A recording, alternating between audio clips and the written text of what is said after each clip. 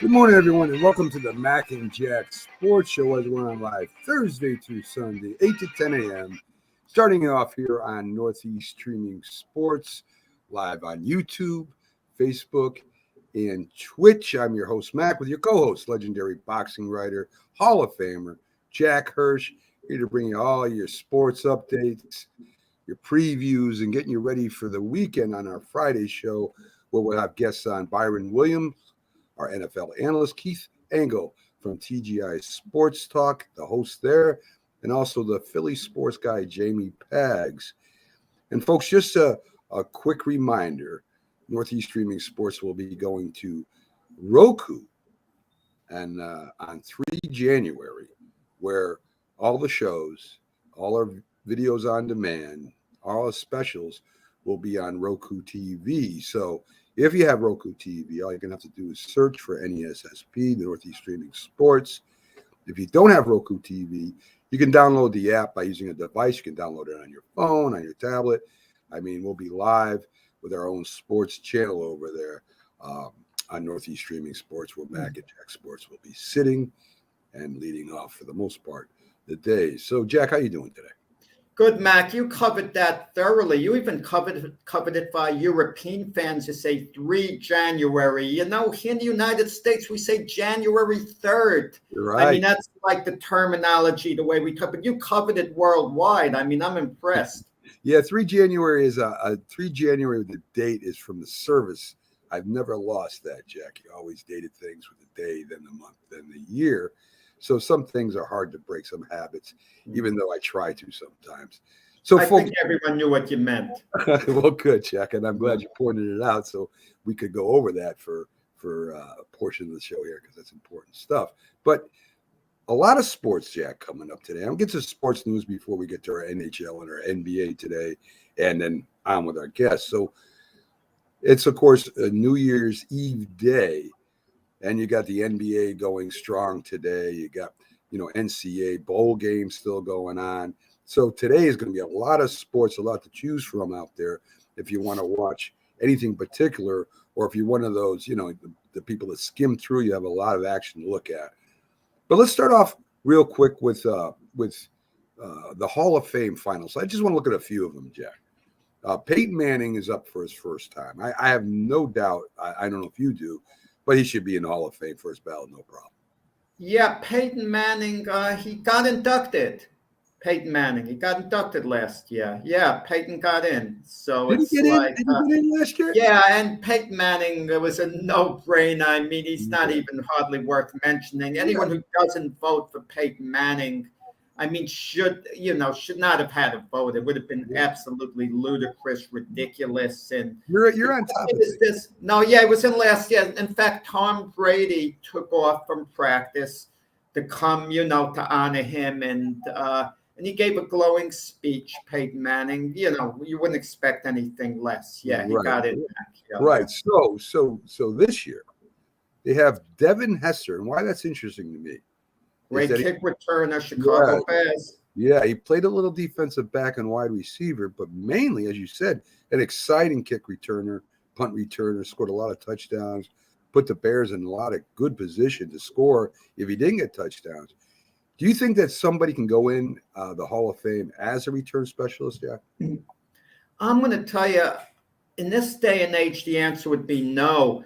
The punt returners, kick returners aren't nearly as relevant as before. I mean, on kickoffs, if the ball goes into the end zone, it's automatically put on the 25-yard line. So why even return a kick? Because if a kick returner returns a ball out to the 30-yard line, you hear the commentators saying a very nice return. Okay, so all that work to just get a few extra yards. So they're not as relevant on the kickoffs because the NFL, more or less for safety issues, is trying to eliminate the kickoff. Punt returners, how often you see someone break a punt for long yardage?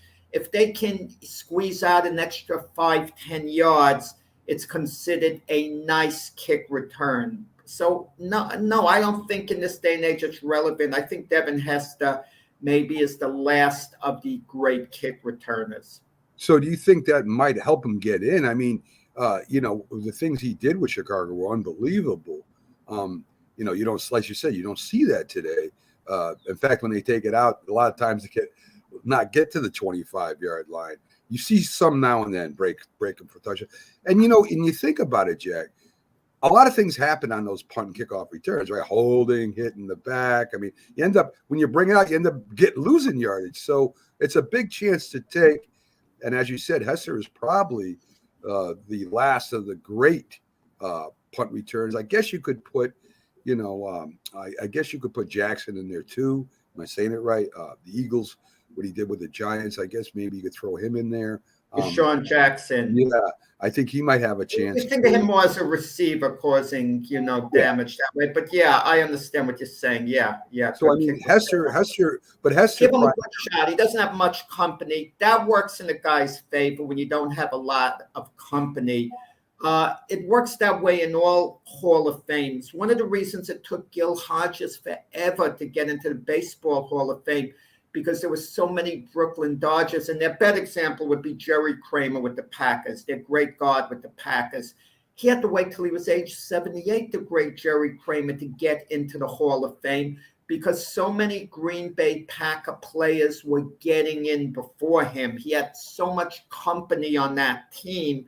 It was hard to get into the party. It was like he was waiting online forever, to get in before he finally got his just due. I think Devin Hester gets in based on the lack. You bring up a great point that I kind of want to segue into a little bit later after this. DeMarcus Ware from the Dallas Cowboys, a great pass rusher, good linebacker. I mean, I don't know if he's Hall of Fame material or not. I know he was a great player, but he's on the ballot. Wide receiver Andre Johnson is on the ballot. And Zach Thomas, linebacker for the Dolphins, who was a great linebacker. I don't know if he's Hall of Fame worthy or not, but he was a great linebacker. He still has a chance of getting in. If Andre Ware gets in, Jack, and Jim Jeffcoat or Too Tall Jones don't, there's something wrong. Well, they were basically same caliber players for the most part. I mean, pretty evenly matched. Sometimes it's the charisma issue comes into it, even though it shouldn't. Like you hear, he's not in the Hall of Fame, but Too Tall Jones. That's a charismatic name. Everyone's heard of Too Tall Jones just by the name itself. I mean, listen, take the average football fan, not the knowledgeable fan, the average football fan. They might not have heard of Jim Jeffcoat unless they were around when he played. But I'm going to tell you who they have heard of. A Refrigerator Perry. They'll probably say, yeah, wasn't he the guy who played for the Bears? But they might have a harder time recalling the name Jim Jeffcoat. And Jeffcoat was miles ahead of Refrigerator as a player. They were all pretty much, but the three names you mentioned, Ware, Jones, Jeffcoat, pretty evenly, matched all around, and what they did. You'd have to analyze their stats pretty carefully. It's a factor that could help as well as hurt. Who did you have around you, playing around you? Like one of the players you absolutely love, Mac, Harry Carson at Giants. It took him a little while to get in the Hall of Fame. And one of the things could have been the LT fact and some of the other players around him. You see, well, he had great players around him, so that maybe made it a little easier for him. While that's true, it shouldn't be held against the guy, okay? Because isn't it a team game? If other players can help you be better and you achieve a certain thing, you should get your due. Yeah. I mean, listen, I understand what you're saying, but if you look at, and this is something you brought up, you got certain teams that are stacked in the Hall of Fame, right? Yeah. The Green Bay Packers, the Pittsburgh Steelers got tons of players in there from the deservedly so. And of course the Giants with their older championship teams and the Super Bowl teams. But then I look at New England, and New England in the last 20 years has dominated pro football like no other football team in history. But there's really not a lot of New England Patriots in the Hall of Fame. Tom Brady will be in the Hall of Fame. Bruschi is in the Hall of Fame, but not really that many, Jack. And when I think, and this to me goes as a testament to Bill Belichick, because Bill Belichick didn't have the players the Steelers had, if you want to match them up, or the players that maybe the Green Bay Packers had for their era to match them up. He didn't have a lot of all pros and great players. He just had great teams. Well, Matt, I see where you're coming from, but when all's said and done, the Patriots are going to have a comparable number of Hall of Famers to those other teams.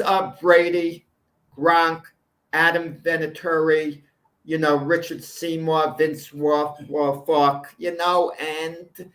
and certain other guys are going to get. Julius Edelman's going to be given consideration there. So I think when all is said and done, the numbers are going to start piling up when they become more eligible. That's my feeling. Seymour's been eligible for years, Jack, and he hasn't got it. I think he'll eventually break through. That would be my feeling. But I mean, can you really name a great Patriot back that played there for years, or a great Patriots receiver that played there for years? Edelman is Randy Moss, but when he came to them, they thought he was on the downside, and then he regained. He's really a Viking. He's really a Viking. He's not a Patriot. Yeah, he wouldn't go in as a Patriot. Yeah, you'd think of him as a Viking. Right. Agree. So I mean, I can't think of any players, a lot of players anyway, that really held a position for the Patriots of greatness, except for Brady, maybe Bruschi, who's in there right now. I mean, it's just a weird. I mean, if you could almost name, if you've been around football, all the Pittsburgh Steelers defense, and their offense too, as far as wide receivers, running backs. I mean, you could name them all if you've been around football. Patriots is. I mean, if you tell me who is the best Patriot running back in the last 20 years for the Patriots, I don't think he would be a Hall of Famer. I could say before that, Curtis Martin, right? Before Belichick with Bill Parcells. Right. Yeah, but I mean, you're right as far as that goes. I mean, it's kind of crazy. Some teams win with just very good players. They'll win with, Brady thrown to a Wes Welker. Welker, might not be thought of as Hall of Fame material, but he's a darn good player. And sometimes you could win with darn good players, maybe not great players, but very good players. But to dominate like that, Jack, that's kind of crazy. Well, they went to 9 Super Bowls in the 18 or so years with, the Belichick Brady thing. Keep in mind this, they did do it in cycles because they did have an absence of about 10 years between Super Bowls that they went to. They did have that long gap, but the point is, I understand what you're saying. They completely dominated, for the most part, the AFC East. Every year, they were one of the favorites to win the Super Bowl every single year for 20 years, okay? Yeah. And that's as close to a dynasty as you're going to get. Listen, in the past, the Pittsburgh Steelers, they won 4 Super Bowls in 6 years. Then they kind of faded out. The Cowboys won 3 in 4 years. Then they faded out. The Buffalo Bills went 4 years in a row. And then that was the last time they went to Super Bowl during the Jim Kelly, Bruce Smith era. But the Patriots would always maintain that they wouldn't be there a few years. They'd get back. And the closest thing to a dynasty in the sense that they were always relevant, always in the mix, always a preseason favorite. Over in Cleveland, Baker Mayfield is getting death threats because of the way the Cleveland's falling apart now. Now, I'm a fan as much as anyone of my team, and my team pretty much stinks the last 4 years. I can never imagine, Jack, actually sending messages and death threats, whether they're real or not, to any player in any sport because the team isn't performing well. To me, that's not a fan. That's a total idiot. Well, a lot of the times they actually find out who sends the threats, and they basically give them a quiet warning, because a lot of times when they're sent by someone who has no criminal background at all. They're just a disgruntled fan doing something very stupid by sending out the threat. And maybe law enforcement should clamp down on these people. You send out a threat, it's now on your record. You got to perform, let's say, 1,000 hours of community service, and the type of community service that might not be the most pleasant thing to you at all. And law enforcement can find out who sends out these threats. But a lot of times they basically give the person a warning. And when the person finds out, and when they confront the person, law enforcement, normally the person is shaking and they're scared out of their wits because they don't think they do something stupid by sending these threats. But to me, you got to take these threats seriously. No If it's doubt. an adult that sends out these threats, I mean, something's got to be done about it. You can't just send someone a threat like that, and they can find out who sent out these Well, threats. definitely. There's no And doubt I about hope they do, and I hope they take some type of action because it's completely unacceptable. And for those fans who send out the threats, get yourself a life or something. I mean, that is pathetic that you would send out any type of threat like that. That is absolutely pathetic. It's sick and it's illegal. Okay, and something should be done about it. I agree. So let's tap into the NHL last night. The Blue Jackets beat the Predators 4-3. The Hurricanes beat the Canadiens 4-0. The Panthers beat up Tampa Bay 9-3. The Islanders escaped by their Sabres 4-1. Not a big win there to me. Calgary beats Kraken 6-4. Kings over the Canucks 2-1. And the Sharks beat the Flyers 3-2, Jack. So still going good for excuse me, still going good for the Islanders are hopefully, I should say, the Islanders hopefully start getting together. The Flyers are still up and down. So Well, Flyers are only one spot out of playoff position, and they're in the 5th seed right now if the season ended. And I think the first 4 going, in that division to the playoffs. So they're kind of like a middle of the pack team right now. they're still going in to get. Yeah, they're still in it. The Islanders have their work cut out for them. There's time to straighten out. Yeah. And we're waiting. Last night, hopefully, puts them in the right direction. They've seemed to stabilize a little bit. And listen, but let's face it, like if you can't beat the Buffalo Sabres, I mean, how are you going to have a turnaround? The Sabres actually got off to a good start this year, but now they're kind of slowly going toward, backwards, as was expected. Sure. It's weird because you would think a Buffalo team, you think of Buffalo, you think of Cole. The Buffalo team would have a good hockey team, but who knows? In the NBA, the Bucks beat the Magic. The Bucks are starting to make a little bit of a move. The 76ers beat the Nets 110-102. That's minus a couple guys, a couple stars for the Nets, but still good win for the 76ers. The Wizards over the Cavaliers 110-93. And as I said, Jack, we got games all day today. So if you love the NBA, holy good God. Oh, well, yesterday was a fun game, the Sixers and the Nets, because Embiid and Durant were going at it. And it was nice to see 2 stars bring out the best in one another. Embiid was reacting to, Durant kind of seeming to have taunted the Sixers the last time they played. So he was kind of giving it back. But after the game, credit both guys. They were profuse in their praise for one another. So the respect is there despite the antics on the court. And listen, when all is said and done at the end of this NBA season come playoff time, there's a very good chance the Nets and Sixers are going to meet at some point. It's not a certainty because sometimes a surprise happens. Like last year, look, the Atlanta Hawks made a late surge and they upset the Sixers in the playoffs. And the Hawks have been one of the NBA's biggest disappointments this year. You thought they were the team of the future with Trae Young, Collins and the other guys. Instead, they're a few games under 500. And of course, the Sixers have been dealing with the Ben Simmons saga, the Nets, the Kyrie Irving saga. The Bucks seem to have it a bit together.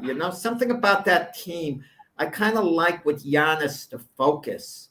You kind of really like that, what I see out of the Milwaukee Bucks. I mean, they're not going to be easy to beat in the postseason. Hey, listen, I have no, well, I should say no doubt. I very much think they're going back to the championship, Jack. That's the only team that has chemistry and that plays together. And that's I don't care what stars you got on your team. If they can't play together, it doesn't really matter. And I Yeah. think the Bucks are, I think they go back to the championship this year, Jack. I really do. I think they got a good team, real good team. Giannis is a great, great leader, that team, a great leader.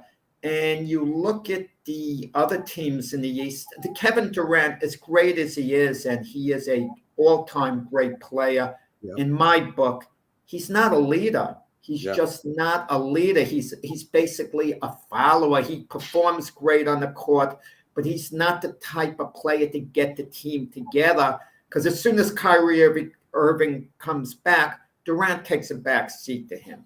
yeah. And there was no reason. Durant should find a way. This should be his team. He should be the leader of the team. Case closed. And especially James Harden, to his credit, he's willing to defer to Durant, even though he was a leader his whole career at Houston. He comes over to the Nets and he just wants to fit in, and he'll do whatever role he's asked to do. And Kyrie Irving really messed that chemistry up with the Nets. And now that he's out, you know, it's maybe the Nets get it together. Maybe they win the NBA championship. They certainly have the talent. Like Tony Page mentioned on our show yesterday, well, when Joe Harris comes back, he'll give him 3-point shooting. His 3-point shooting, unfortunately, against the Bucks in the playoffs last year went flat at the end, which hurt the Nets. But if the Nets have everyone together come playoff time, they're going to be hard to beat. But like you say, Mac, I like the Buck chemistry. It's good right now. It'll be good all year, Jack. I guarantee that, unless somebody gets hurt. Listen, Tony also brought up Kyrie Irving playing only away games, where that could end up losing the series for him if they're at home. So, who I would feel kind of bad for. I don't feel bad for him because he forced a trade.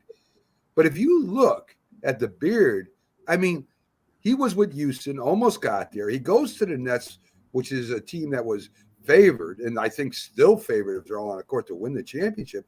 Suppose he plays there for the next couple of years and they don't. I mean, if you're Harden, what do you feel? I mean, you are the number one guy in Houston. You almost go to the finals with Houston, and you come over here and you do defer, become a great disher. I mean, he's not a point guard, but he plays like a great point guard some games. And he does defer to these two guys, and he end up not going anyway. Steve Nash is the coach, but Kyrie Irving is running things when he's there, basically. Not at this moment, obviously, he's not there, but he went to James Harden, and he says to James Harden, you handle the ball, you play the point, and leave the scoring to me. Well, let me tell you something, Mac. James Harden's a better scorer than Kyrie Irving. James Harden's a scoring machine. Kyrie Irving is a very good scorer, but James Harden's like a machine. James Harden should have came back and said, no, you play the point and I score. I'm a better scorer than you, Kyrie. That'll help the team more. But Kyrie Irving never wanted to adjust the point guard from his years with the Cleveland Cavaliers. It frustrated the heck out of LeBron James. He wanted Kyrie Irving to run the offense, basically. No one says he can't score as a point guard. No one says he can't score a lot of points. But someone has to handle the ball, and Kyrie Irving basically didn't want to do it. He wanted James Harden to do that so he could concentrate on scoring. The coaches should have stepped in. They should have said, no, Kyrie, you're handling the point, and if you can't handle it, we'll find someone who can. But you want to know something? Because Kevin Durant is Kyrie Irving's buddy. If you tick off Kyrie Irving, you antagonize Kevin Durant. Charles Barkley did an interview with Kevin Durant last season, and Durant was giving him one-word answers because Charles Barkley had criticized Kyrie Irving, Kevin Durant's buddy. So Kevin Durant, that was his way of having Kyrie Irving's back. It's funny. Everyone has Kyrie Irving's back, but Kyrie Irving doesn't have their back. Yeah. I don't understand the magic he has over some of these players and teams, Jack. I know he's a great athlete and a great basketball player, Well, he couldn't force it with LeBron. LeBron was too dominant a personality. Kyrie Irving had to back off with LeBron. And with the Celtics, he was there 2 years. The relationship didn't work out. Part of it was he got injured. Part of it was it just didn't work out, him there, the chemistry. They thought he was for sure going to, get them to the finals, maybe deliver them an NBA championship. Boston was ready. The pieces were in place. And it just didn't work out with Kyrie Irving there. Yeah, and I don't know if ever will, Jack. Backstage right now, folks, we have our NFL analyst, Byron Williams, who joins us every Friday, helps break down the NFL for us, former NFL starred wide receiver with the Giants, other teams in the NFL, the Canadian Football League, and over in the World Football League. He's been around football a long time, Jack, on some great teams. So let's bring Byron up and see what's going on. How you doing, Byron? Hey, good morning. How you guys doing? Good morning, really? Byron. The best team in the World Football League, the Canadian Football League, have ever been able to compete with the worst NFL team. Give them a game, maybe just lose by 7 points, tooth and nail type game. I would probably say so. I would probably say, yeah, because there's been some pretty worse, some bad NFL teams. Yeah, it's some great talent up in Canada and in the World League. A lot of those guys I thought was kind of like players that they have on their second and third string in the NFL, as well as their practice roster. These players are quite not developed yet. They missing some confidence, little inconsistent here and there, but mostly these are good talented groups of talent, I think, for a skill set. One of the things I think coming this March is I think the USFL is launching a league. So I think that's really good for so many players. I get people calling me all the time about I need to call an agent. I need to know if this kid can go to college. So it's a lot of talent out there, and I think it's good for just competition. It's good for the coaches to move around as much as they do, because they can bring some of these players that they got relationships in as well, and it just helped with you being active. I know I just want to stay active. I played for one coach when I played up in Canada.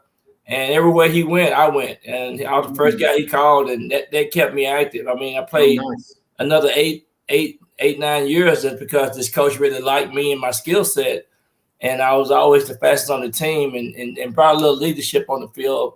I've always been one of the guys that love to go back into the community, go into the schools and talk to the kids. And so this coach liked me, and so it helped me to stay active and involved in the community as well. Up in Canada in the World League, scoring touchdowns in Germany, Frankfurt, Germany, scoring touchdowns in London, scoring a couple of touchdowns in Barcelona, Spain, and being able to see those countries was another amazing thing for me. It helped me with my maturity. It just helped a whole lot. So I think if a player can get in that type of situation and continue to stay active and still continue to stay in shape, because your immune system, you need to be on top of your body for not getting too overweight and things like that. So I think it would be good if we can create more leagues and more involvement for people to stay active. Well, Jack asked this question. Jack always pops things into my head when I'm not going along with what I have set up as format. And you brought it up. You have the USFL. You're going to be having the XFL, I think, is coming back or is still there. I mean, how's that going to affect the whole playing field, Byron? College football is really the feeder system into the NFL, right? So does this start watering down certain products? I mean, depending on who has money and what the players want to do, suppose you get a contract from the XFL that would be more, or the USFL that would be more than an NFL team. Do you go to the USFL because you want the money, or do you go to NFL because it's more prestigious? I mean, what happens with all that stuff? What kind of decisions do you think the players are going to have to make? I think that's a good point. I think players going to have to make a decision how involved they want to make, but also, Yeah, in NFL is the ultimate goal for all the players because of the benefits, the retirement, the pension, and things like that. You can get set up for life. You know, you can start getting early retirement at age 45. Your normal retirement is age 55 in the NFL, and then of course the maximum retirement is age 65 in the NFL. So it gives you options, but also with the way things are, it's all about winning in the NFL. It's all about what kind of coaches you have in the mix. So, but the way I think about it is kind of like what fits you, what you feel comfortable with, because NFL and USFL, XFL, all those games, you can become injured. You can experience a game-ending injury that could hurt you in the long run.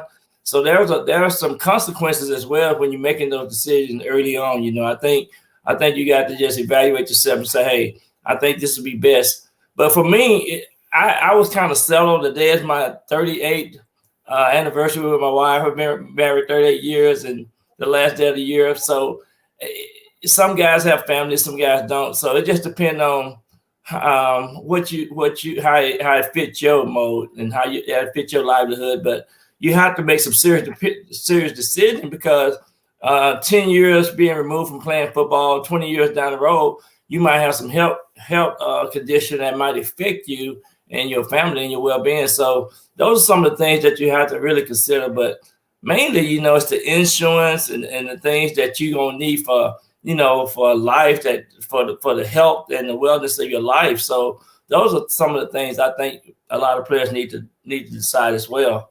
I know with the Arena League, when the Arena League was going on, it was a lot of players playing in the Arena League. Then they would go and then they go and apply for workman comp and stuff like that. So there's consequences and there's benefits as well when you're making these decisions.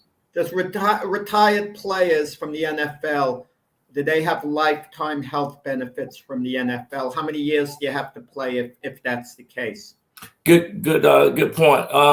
The insurance on the NFL carry up to 5 years after you retire. So after 5 years, you have to decide what you need to do for you and your family. So after 5 years being removed from the NFL, you have to get your own insurance and whether it's with another company or another job, but you have to decide, and that's one of the things that players need to consider after 5 years of playing in the National Football League. Well, pretty interesting stuff. So let's get to the games, Byron, coming up this weekend. There's a lot with playoff complications. I want to talk just a few with you. And the first one I want to talk to you about is Kansas City at Cincinnati. Kansas City is favored by 5. This is a chance for Cincinnati to pretty much own that North Division. It's pretty much a chance for Cincinnati to make a statement that we're here to play with the big boys. Their defense, they say it's one of the best defenses in the league. I think that's suspect. They definitely have an offense. I compared them to a poor man's Kansas City offense because they got weapons. They got a young quarterback. And, of course, Kansas City has just got fireworks over there. But Cincinnati's not far behind them. I mean, Kansas City has everything wrapped up. They really don't have a lot to play for. Cincinnati does. I mean, not only the title, but maybe still get knocked out of the playoffs altogether. What do you see this game boiling down to, Byron? Man, I see it gonna be a firework. Cincinnati been scoring 50 or more touchdowns, just as many as the Rams. They both have 10 touchdowns over 50 yards, and they're exciting. And Joe Burrow right now is killing it. So I think it's gonna be good. I think it'll be something that they need to win the AFC North, which they hadn't done since 2015. So I think this is going to be a real exciting game, and I think it's going to be a high-scoring game. I just think right now Cincinnati's playing good football, and they're exciting to watch. They got receivers that's all over the place. They can throw the ball, and they got some excitement. Like you said, their defense is playing well. So, and then their running back is really good. So I just think, Kansas City kind of injured a little bit too, and they on an 8-game winning streak. So they got a lot of momentum and a lot of firework as well. So it's going to be a great game. It might be one of those 42 to 38 games that, we like to watch and very entertaining. So I think it's really good also for the city and the fans of Cincinnati. Listen, Cincinnati has to win the game to join the big boys. I don't want to see them lose 42-35 and say, oh, we showed we could play with anyone. I mean, this is their game that finally, if they win, you could say they join the elite. I've been a skeptic as far as the Cincinnati Bengals go. I know they're charismatic. Joe Mixon at running back, Jamar Chase, Burrow at quarterback. They have the playmakers. They've got to actually get it done. They beat Kansas City, then they're for real, okay? There's someone to take seriously. They lose to Kansas City, even if they play a relatively close game. That doesn't do it for me. I think you're absolutely right. And I think this is one of those games that's important to them to put themselves in the epsilon for us. We are here. We are a team to be, we are a contender, a playoff contender, and have a chance to go into the Super Bowl. So I like what I like about Cincinnati is they got a lot of good young players and they got a lot of heart and they play the game and they're exciting to watch. So last week proved that. So I just think if they can put another game plan together like they did last week, Kansas City gonna be in trouble this week. We got the Rams -4.5 in Baltimore. Kind of unfair because it looks like Jackson's not playing. He's limping. He's out there. Their second string quarterback was pretty exciting when he played against Green Bay. I think his name is Nunley, if I'm not mistaken. He played really good against Green Bay, and they might have won it if they didn't miss that 2-point conversion, which was a coach call. The Rams still are in a fight for the division title. Baltimore might be out of it if they lose to the Rams. Huge game. Does Baltimore have enough heart? And I think it's going to come down to heart this game because the Rams, I think, outclass them a little bit defensively and offensively. It's going to be all heart if Baltimore wins this. Can they do it, Byron? Yeah, absolutely. Baltimore just been going the opposite way, and they're 8-7. It was leading their division the whole season until last week. But if Lamar Jackson's not ready to go, Baltimore ain't gonna be able to take it to the next level. They ain't gonna be able to make it to the playoff. And of course, injury is just a key factor right now with a lot of these teams, and really affecting Baltimore more than probably anybody else out there. But definitely, the Rams right now seem like they getting their chemistry together. I mean, the players are getting to know each other, and I think right now, what I like about this game, though, you got two great coaches, and I think that's going to be a chess match deciding on how effective the defense play on both sides. Is McVay a great coach? I mean, has he proven to be a great coach? I mean, isn't that a little premature? It's premature, but I just like what he have done up to this point. Just think, he bring in certain players. He went and got Von Miller, things like that. I like his approach. They lost 3 in a row at one point this year. It didn't seem like he was that great a coach, and there's a lot of talent there. Absolutely, but what I like too, that some games you lose because of some of the schemes not there yet. The players don't quite match up with everything that you want to do overall as a team. So, but I like what they do. I like they take chances, and right now they got the attitude of we need to win right now. And you got a lot of teams talking about 2 or 3 years from now, but the Rams are consistently trying to win right now and go to the Super Bowl. I think they're on that pace. Byron, they went to the Super Bowl a couple of years ago, so I think this McVay is going to be. I don't know if he's a great coach, but he's sure on his way for a young coach. Sure. Let me ask the team they're playing Baltimore. Lamar Jackson, he's finishing his 4th year.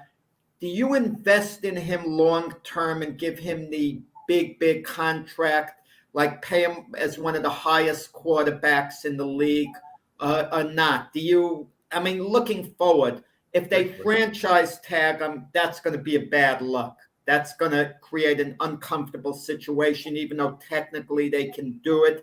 That means they're saying we need time to think it over. This is his 4th year. Considering all the factors, you invest in him big time.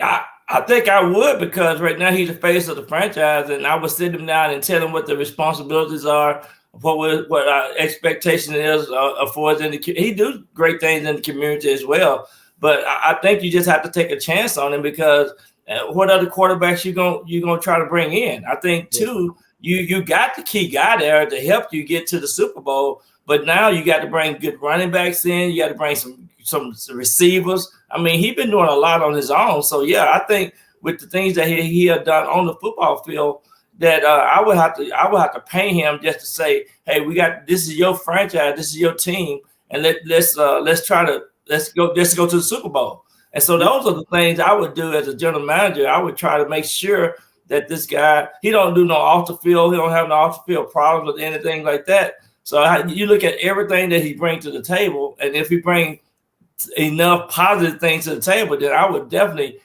try to pay him and make sure that he's comfortable and make sure we build around him, like the offensive line, the defense, things like that he need to have a complete package. But later on, we talked about this the other night, running quarterbacks only have a short time in this league. That's why I asked, do you invest in him considering, let's forget what he's done.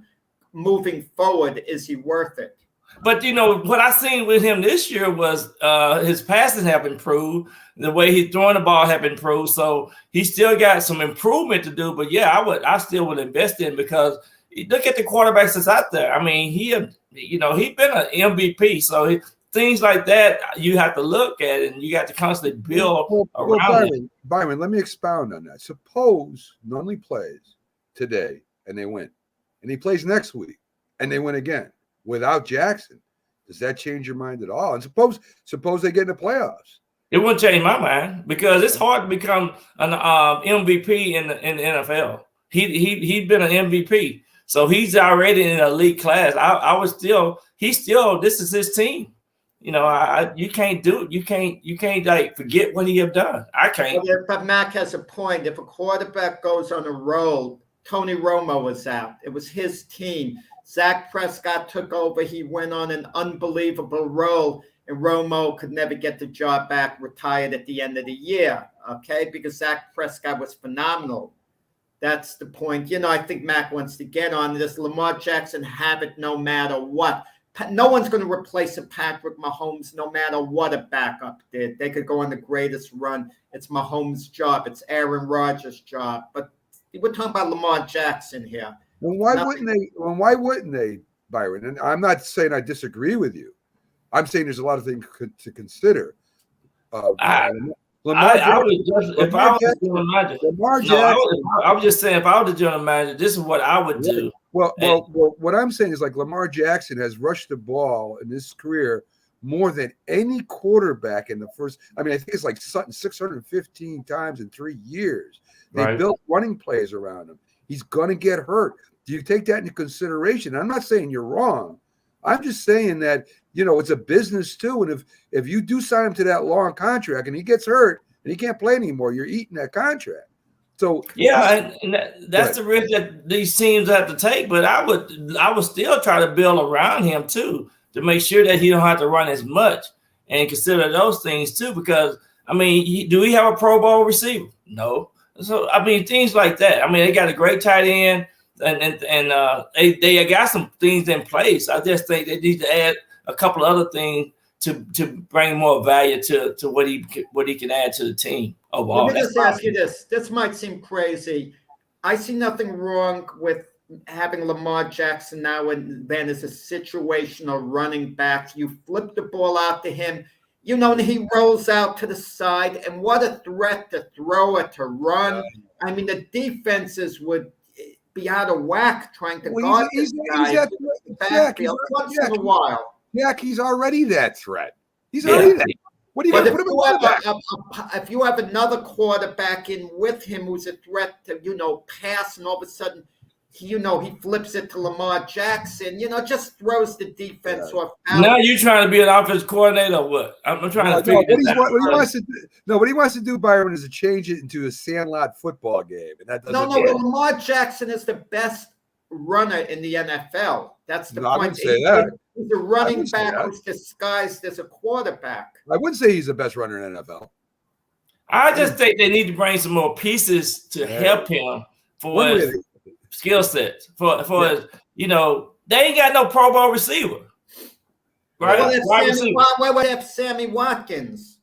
He hurt. Sammy Watkins. Sammy Watkins is 30 years old. What more can they do but to pick up a Sammy Watkins? That was a great acquisition by the Ravens. He bring experience, but he's not healthy. He hadn't been healthy. Hell, in the last 3 or 4 years, he hadn't completed a whole season without getting hurt. You got to bring in some receivers that's gonna be healthy, that you can have some of the things that they're doing in Cincinnati.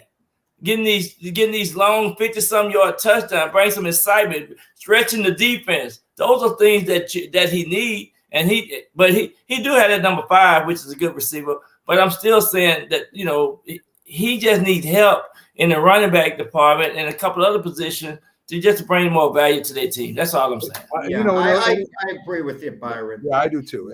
But it'd be a shame. Because I think if Lamar Jackson isn't quarterback, they're going to change that whole system at Baltimore. We'll see. Oh, yeah, no doubt. You got Miami at Tennessee. Miami in this big, of course, run-winning games. Going up against Tennessee, who's still playing for playoff position as far as where they're seated. Miami, I don't know if Derrick Henry's playing or not. I don't think he's playing. But can Miami continue this? I mean, Tennessee's got a good team overall. And Miami has to win to stay alive, Byron. They have to win, stay alive, and right now, they playing lights out. I mean, they're playing with a lot of confidence. Seem like to me, it's gonna be hard to stop them. But I think this is gonna be one of those games where it's gonna be a fist fight all the way to the end. And going to and they've been proven to go on the road and win these tough games that they. So right now they playing with a lot of momentum. Tua is playing good, throwing the ball well. So I just think Miami, but I do like the toughness of Tennessee Titans. But Tennessee Titans is really not a home team. I mean, they have slipped up on some things, but now they got AJ back, and so I just think they're gonna be hard to beat. So it should be a good game, but these are the games that you want to really see now, because if you win, you can have a chance of going to the playoff. If you lose, you get ready to go home. It's Miami. They've taken care of business, but they haven't had the toughest schedule. A couple of wins over the Jets, beating New Orleans last week. I mean, Ian Book, who filled in as the Saints quarterback, he'd never thrown an NFL pass before. I don't care what his stats said, he still hasn't thrown an NFL pass.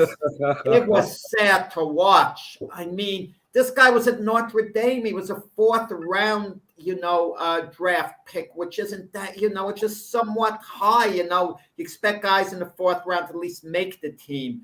And he was bad, but the announcers kept blaming the offensive line, that this and that. I mean, I felt bad for him as a human being. I mean, he really, I don't mean to jump on the guy, but Ian Book, I mean, what was he doing? He was totally lost.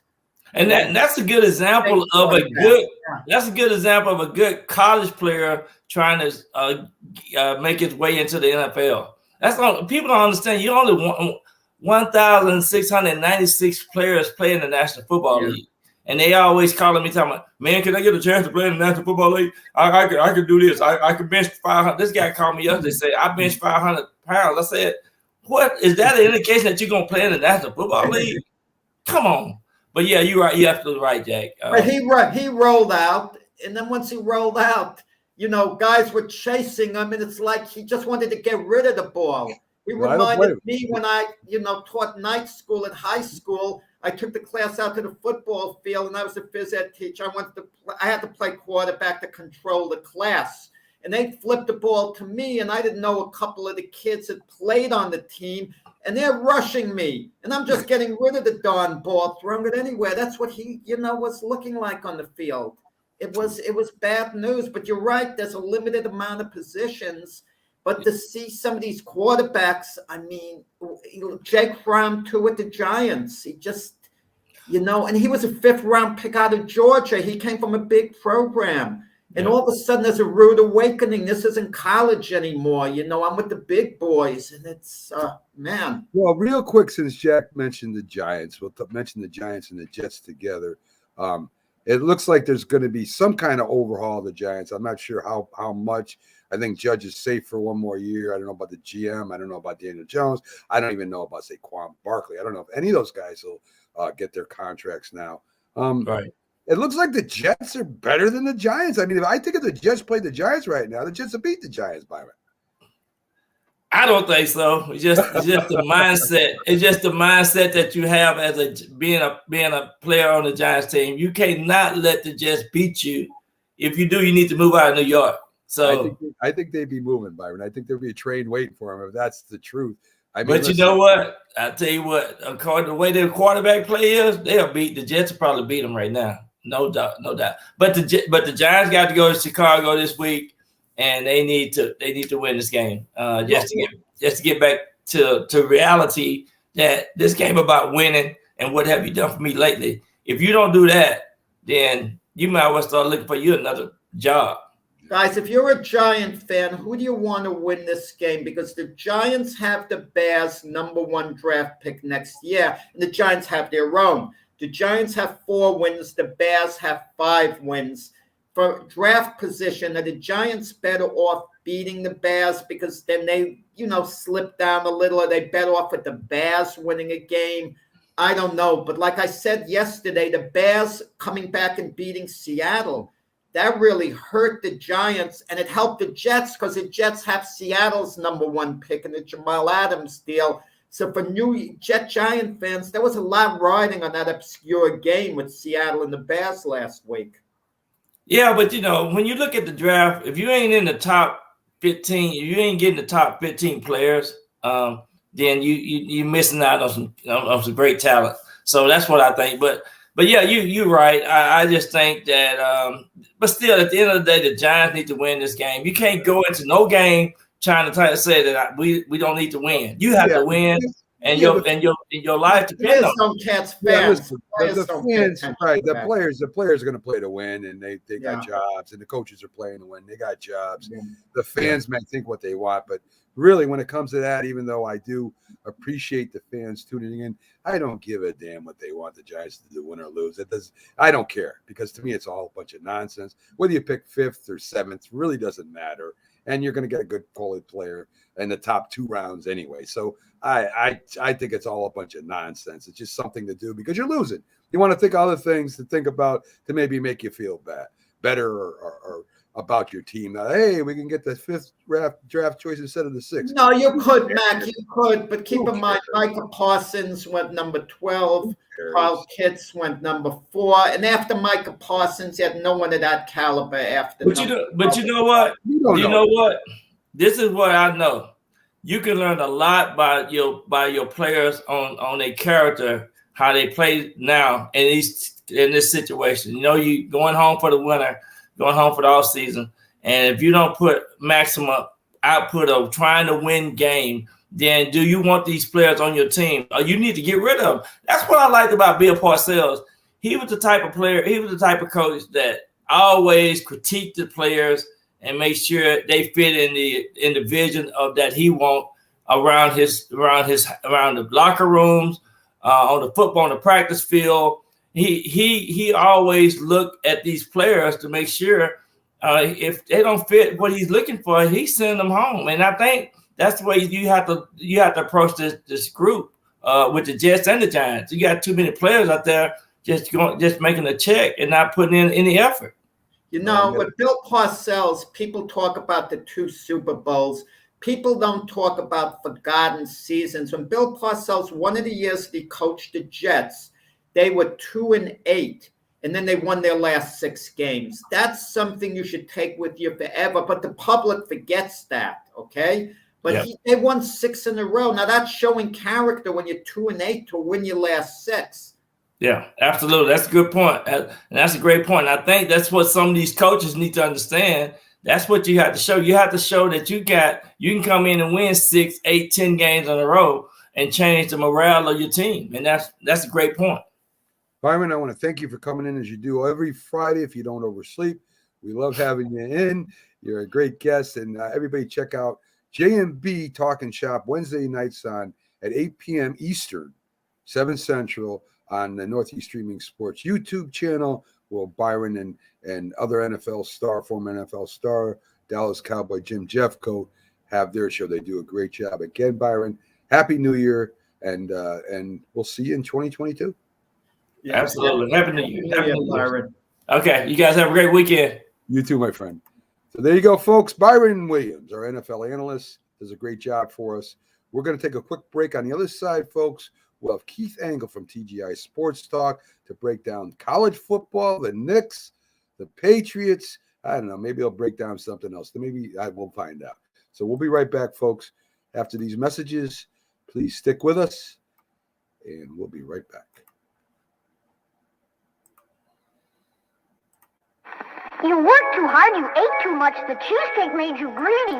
Let your aching head and stomach hear this message from old Speedy. Alka-Seltzer, plop, plop, fizz, fizz, oh, what a relief it is.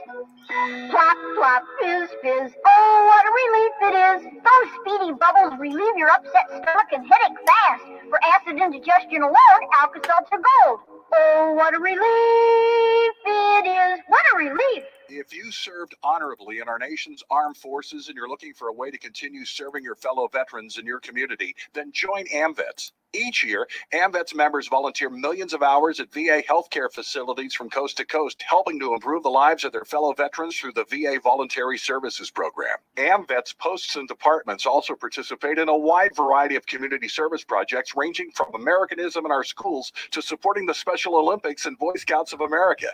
If you no longer wear the uniform today, you can still serve through the AMVETS by joining today at amvets.org. It certainly is a big bun. It's a very big bun. Big fluffy bun. It's a very big fluffy bun. Where's the beef? Some hamburger places give you a lot less beef on a lot of bun. Where's the beef? At Wendy's, we serve a hamburger we modestly call a single. And Wendy's single has more beef than the Whopper or Big Mac. At Wendy's, you get more beef and less bun. Hey, where's the beef? I don't think there's anybody back there. You want something better. You're Wendy's kind of people. Hi, Grandma. What's for dinner? Hey, honey, I'm making stew tonight. Ooh, can Nina come over?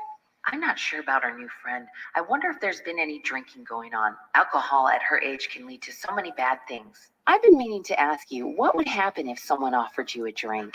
Grandma? This is hard. She's so young, but I know I need to talk to her about it now before someone tries to give her alcohol. If anyone ever does offer you a drink, I want you to say no. I have too much respect for my family, and I don't want to get in trouble. Okay. Really? I promise, Grandma. I love you too. Okay, how about tasting the stew and telling me what you think? Some children may try alcohol as young as 9 years old. It's not too early to talk about drinking. For tips on how to begin the conversation, visit underagedrinking.samhsa.gov. That's underagedrinking.samhsa.gov. This message brought to you by SAMHSA and this station. My baloney has a first name, it's O-S-C-A-R. My baloney has a second name, it's M-A-Y-E-R. Oh, I love to eat it every day. And if you ask me why, I'll say, 'cause Oscar Mayer has a way with B-L-O-G-N-A. Oscar Mayer, the first name in Bologna. How's that? If you talk, they will hear you.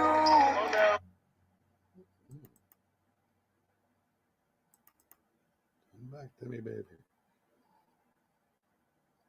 Colton's personality is very loving, very supportive. He's one of the most caring children I've ever met.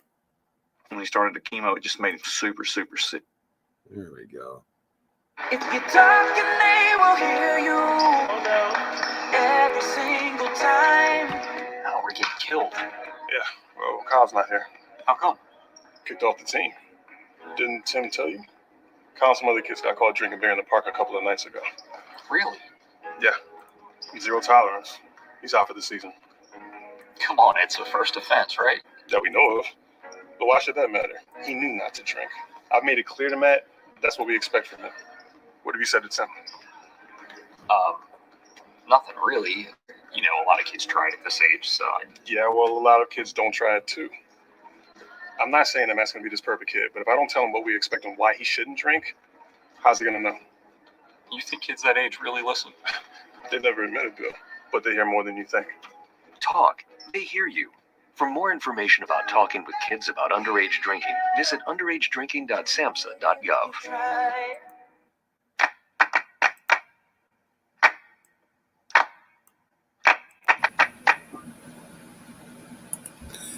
This is a presentation of Northeast Streaming Sports. Good morning. You're listening to the Mac and Jack Sports Show on Northeast Streaming Sports.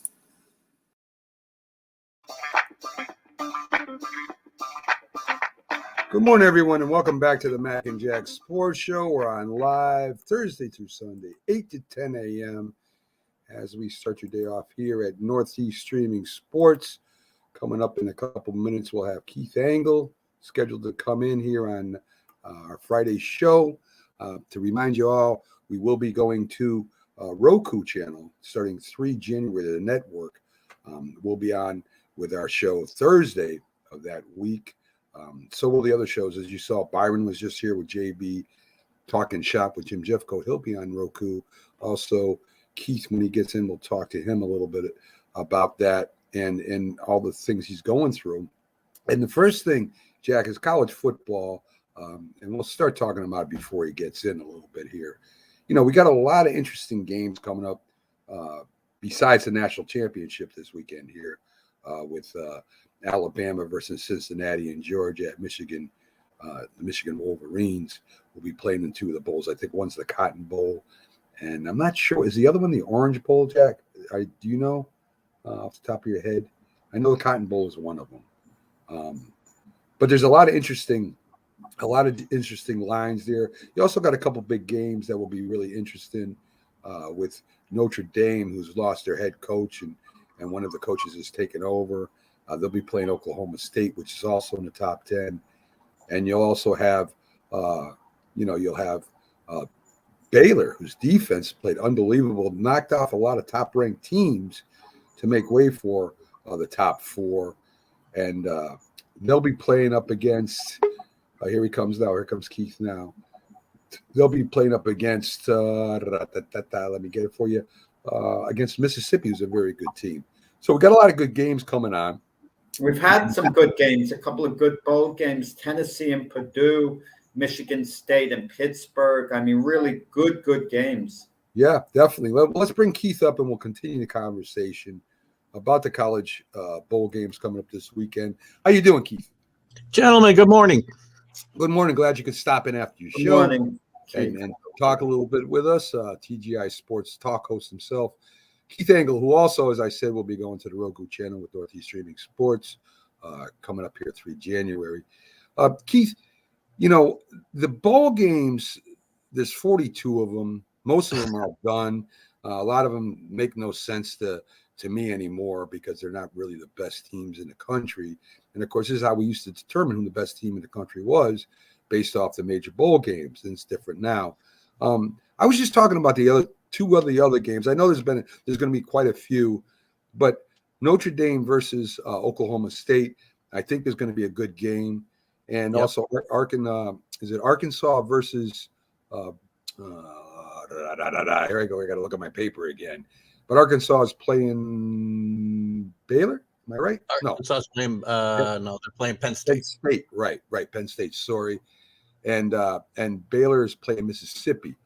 Those are going to be a few good games besides the playoff games here, Keith. I think the games, the New Year's Day 6 games, are all pretty good matchups. To be honest with you, I really like the Notre Dame Oklahoma State game. I like Utah and Ohio State a lot too. Utah's playing some really good football right now, and I think that's going to be a fun game. And interestingly enough, I'd like to see Kentucky play Iowa because Kentucky hasn't played a New Year's Day game, and God, I don't even maybe not in my lifetime. I'm not even sure. I'd have to go back and look, but maybe not since Bear Bryant was there. Yeah, that's true. Go with that, Jack. Listen, I mean, what did you think of it? I don't know whether you saw the Tennessee Purdue game at the end when it looked like Tennessee had scored basically the winning touchdown. The ball carrier was stopped at the goal line. Yeah. But the replay kind of showed he stretched out and, and the ball broke the plane, but it wasn't called that way. and then Purdue wins the game. I don't know whether you guys caught the end of that, but that was pretty controversial. It's controversial, and it's tough to lose those games. But, my take is always don't let yourself get in a position to get beat by a referee's call, right? Don't leave it to that. Was it a bad call? Hard to say. I mean, once you've called it one way on the field, it's got to be very totally incontroversial, supposedly, to be able to overturn it. And there just wasn't enough there to overturn it. So, I think Ohio State game is going to be important for Ohio State, right? If they win that game, maybe their program comes back next year. If they lose that program, it's going to leave that game. It's going to leave a little in doubt about Ohio State's capability next year, don't you think? Yeah, I do, especially with, again, they really lost to the best two teams that they played all year in Oregon and Michigan. And there's going to be questions. Listen, Ryan Day is a great coach, but I don't know that he's a long-term, 30-year guy in a college game. He's a guy that I think he'll dabble with the pros, and who knows? There's going to be job openings, right? And we could see a little bit more of a coaching carousel in college. Maybe this will be a down year for that type of thought after Urban Meyer's horrendous showing in Jacksonville. But there is still interest in great coaches on the college level going to the pros. But with the money that's available now, I'm not sure a lot of guys are going to make that move. So I have a theory. When a big-name college coach leaves a program to go elsewhere, it's normally going to be city related. Maybe they're thinking of their family and they just want to live in a warmer climate in a more appealing city. That's what I think it is. Maybe more so than leaving, one program to go to one they think could be a little better. Possibly. I mean, it's hard to say. I mean, they leave for all kinds of reasons. Brian Kelly leaves because he thinks he got better chance to win a championship at LSU than Notre Dame because of the recruiting standards are lower, right? Academic standards are lower. Whether that's true, we'll find out. But the coaching movement, I will tell you, the thing about these bowl games that's got to change. Something has to change with coaches being able to leave before the season's out, with players being able to opt out for because they don't want to risk an injury, with players entering the transfer portal before the season's completed. There's just too much especially if we want to expand this playoff, you can't have this, coaches not being there, players not being there. And maybe the playoff itself will stop some of that. I don't know. How would the NCAA stop that, though? I don't know. They were powerful a couple of years ago. They couldn't stop it. How are they going to stop it now? Well, you could do a couple of things. The coaching situation and why they leave when they leave is tied to the early recruiting dates, right, and the deadlines. You could move those, and you could probably stop some of those coaches moving so early. Somebody on one of my shows had a great idea about the NIL money.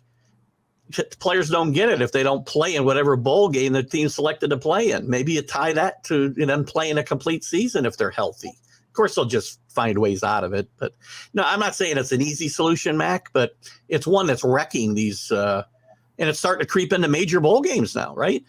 You saw a bunch of games canceled and they used COVID, as the reason, but it wasn't just COVID. I mean, the COVID cases on top of players transferring out early, that can be easily changed, right? You don't open the portal until January 5th or whatever. It's hard to go back and change a rule that you already made, and then lawsuits will be coming. And, I don't think you can stop it, Keith, unless there's no sanctioning body anymore. And the sanctioning body that was there before was full of crap. So, they would really have to get all schools together and say, hey, we're going to have one commissioner, blah, blah, blah. I don't think that'll ever happen. Well, they need to do something. Jack mentioned what should have been a really good game to watch, Pittsburgh and Michigan State, and the best two players in the game aren't there. Right. So that something's got to change somehow. I don't know.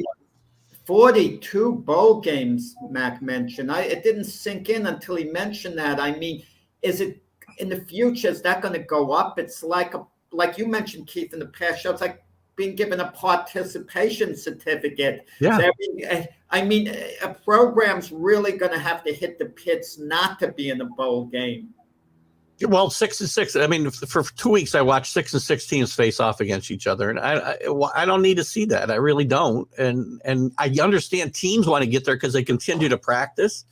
Well, just extend it after the season. You can practice for an extra month, right? I don't need 42 bowl games. Yeah, but it's also the money that they get for going to bowl games too, Keith. You know that it's not just to practice. They do get funds for that too, for going to a bowl game. Well, they don't get all the money. The conference, they all split the money.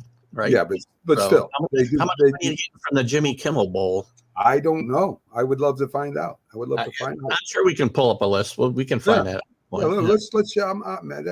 Maybe I'll check that out. Let's get to the playoffs. Right, you got Cincinnati at Alabama, David versus Goliath. I'll be rooting for Cincinnati.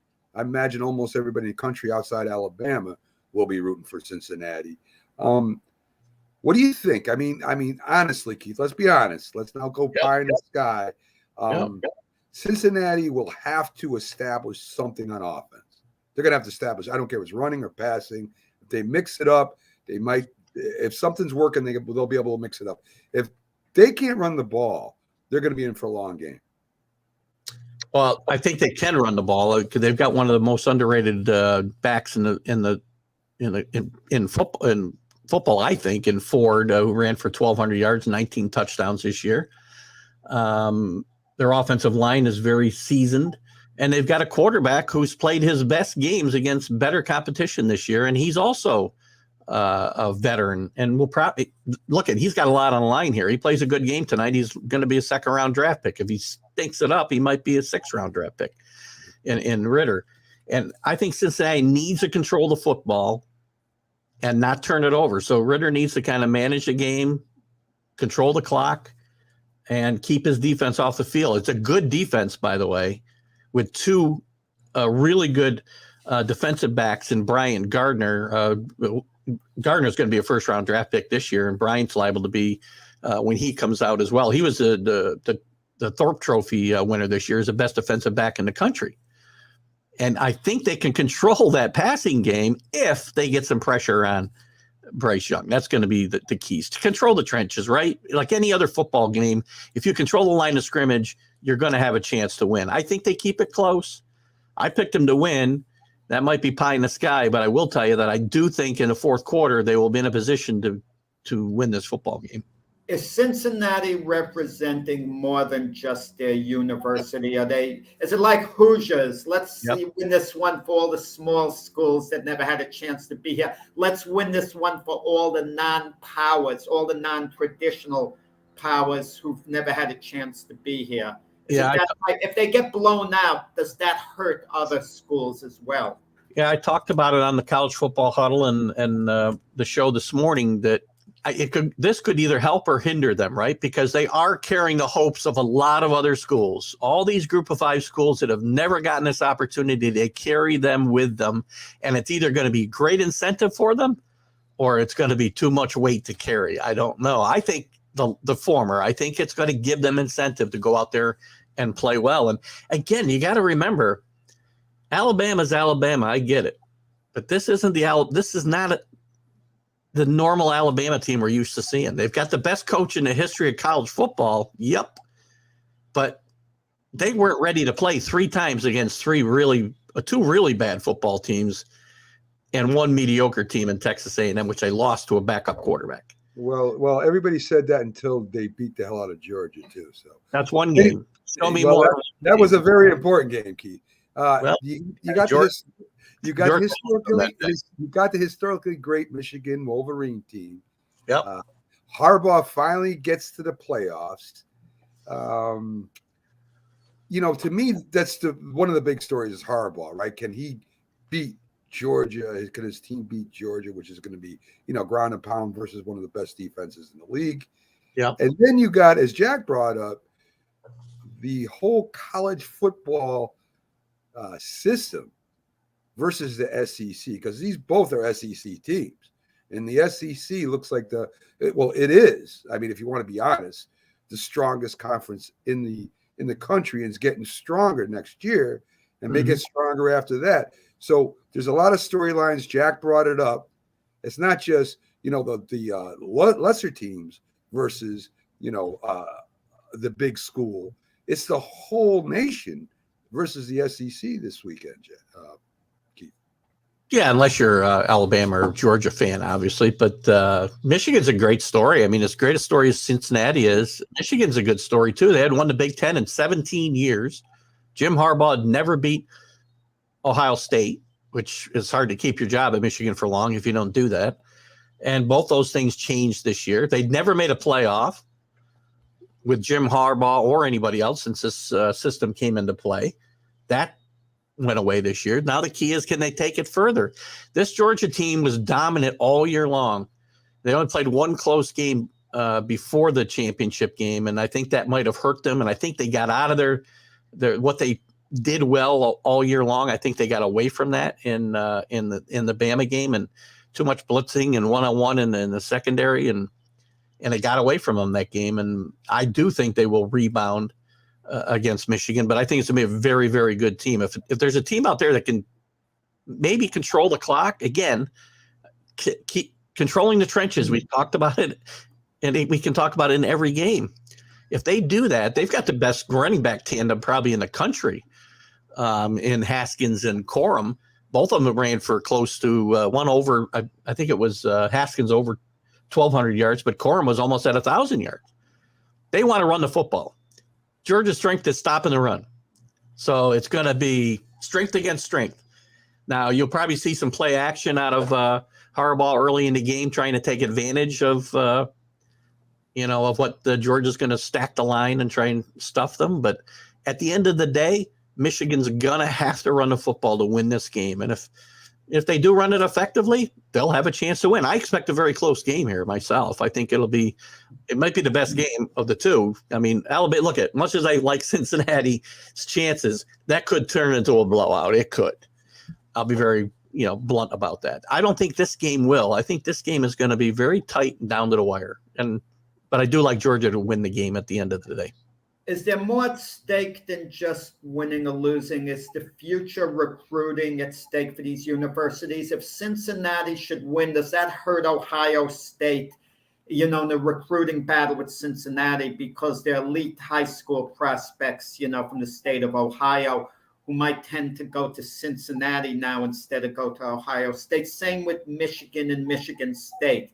If Michigan can take it a step further, might they gain an edge on Michigan State in recruiting going forward? Well, yeah, anytime you win, it's going to help your recruiting chances, right? And Cincinnati's going to have the added edge of moving to the Big 12 here in a couple of years, so that's going to help their recruiting.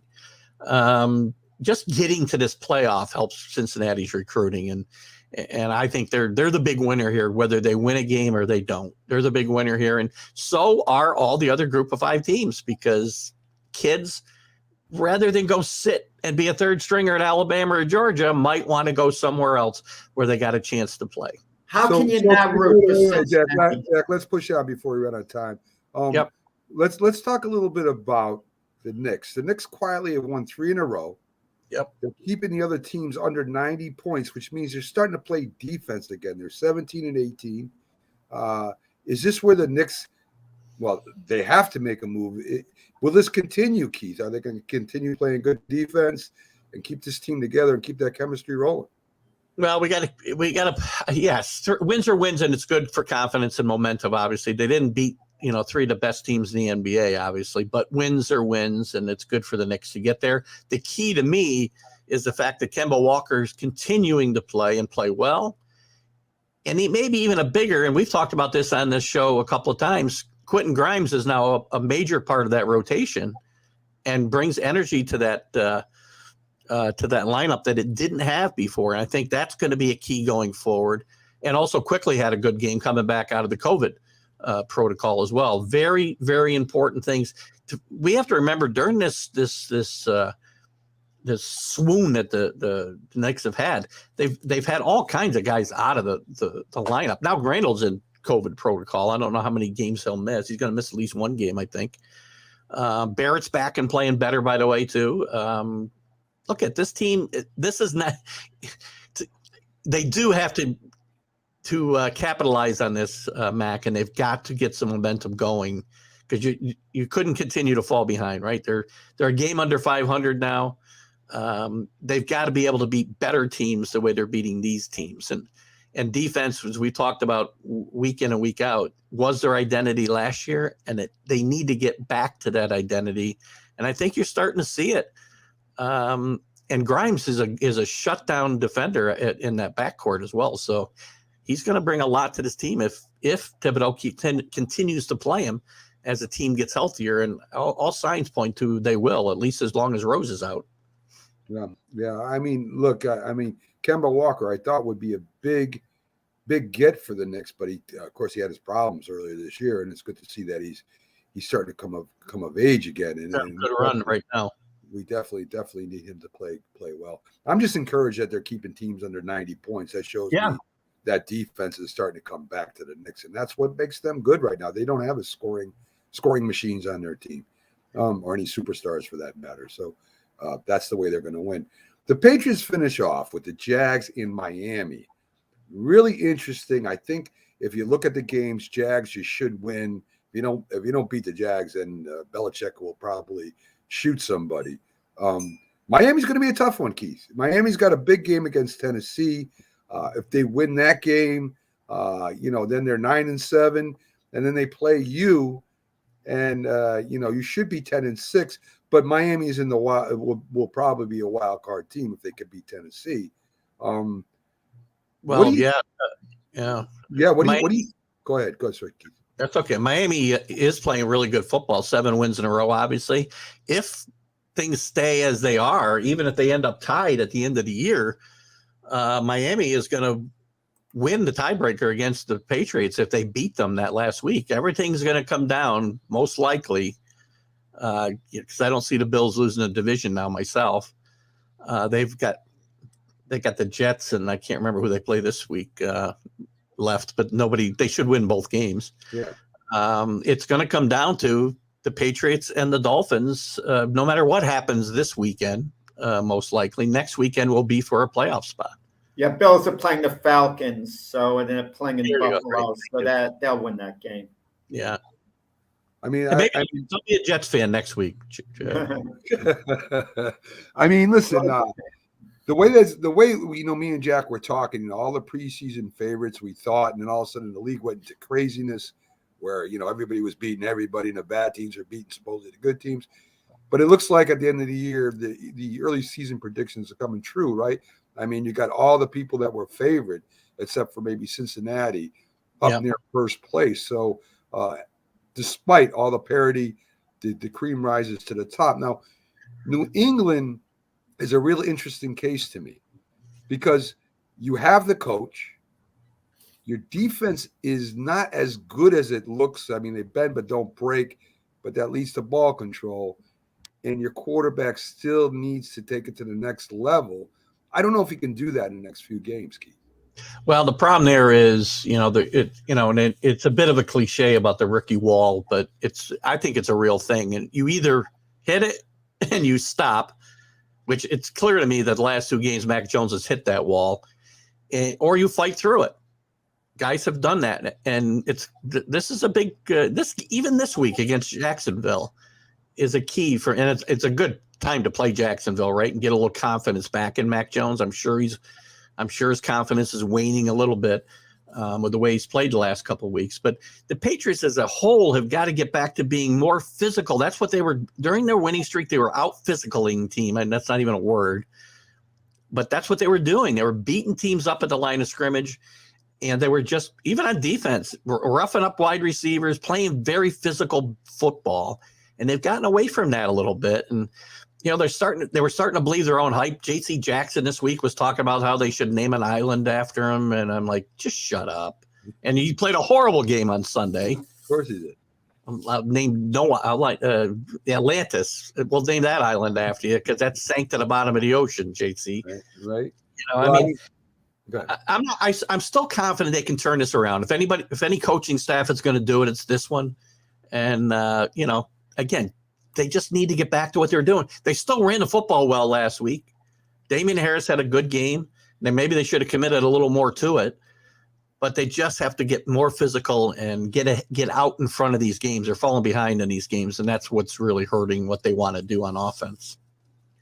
So, I mean, a great division. The Jets, I mean, you know, they seem to, some games they seem to improve, some games they don't. But I mean, for them to break through next year, I mean, I can see this division being the toughest division in the league for the next few years if Miami keeps doing what they're doing. It's going to be hard to win this division. I'll tell you, this Miami Tennessee game is very interesting to me this weekend because Mike Vrabel's done a great job keeping his team together when Derrick Henry went down. Maybe for the season, maybe not. He may be back next week, but how healthy is he going to be? Mike Vrabel's done a tremendous job keeping his team alive for the best record yet still in the AFC. So, yeah, I definitely agree with that. Well, Keith, I want to thank you for joining us. We'll let you get on with your day. You have a happy New Year. We'll see you guys next week. And as I said, TGI Sports will also be going to the Roku channel with the rest of Northeast Streaming Sports. 3 January it starts. That's the kickoff. Go download the app. If you have a Roku TV, just get the channel, search the channel for Northeast Streaming Sports, and you'll see all the shows over there as we go live there 3 January. Again, Keith, thank you. Yeah, me too.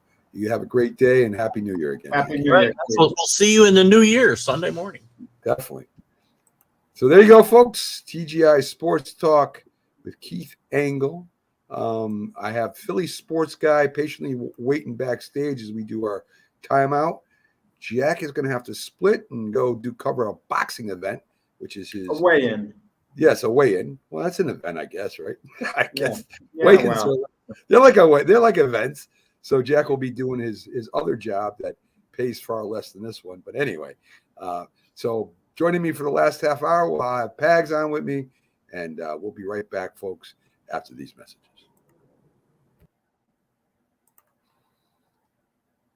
McDonald's is our kind of place. It's such a happy place. Happy place. A clean and happy place. McDonald's is our kind of place. It's such a happy place. McDonald's is our kind of place. Your kind of place.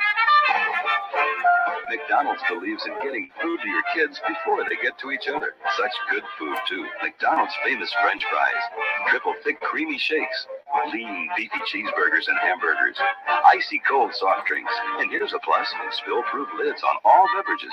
Another plus, napkins that are big as a bib. Quality, cleanliness, extra care service.